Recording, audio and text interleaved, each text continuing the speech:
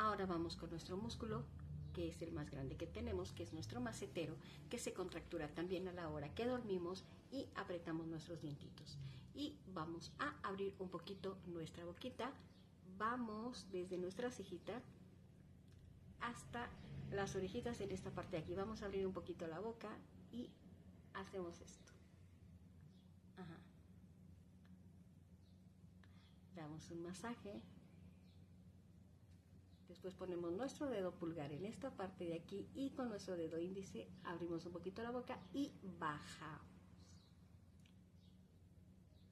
Eso es.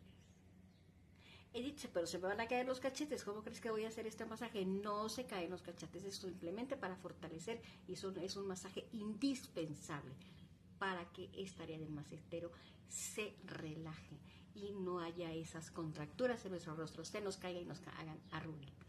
Entonces vamos con nuestro lifting para evitar que sientan que esos cachetitos se caen, pero no se caen. Eso es. Vamos hacia arriba hasta nuestro temporal, después pasamos nuestra manita por aquí y la otra la pasamos por abajo. 10 segunditos y 3 veces más.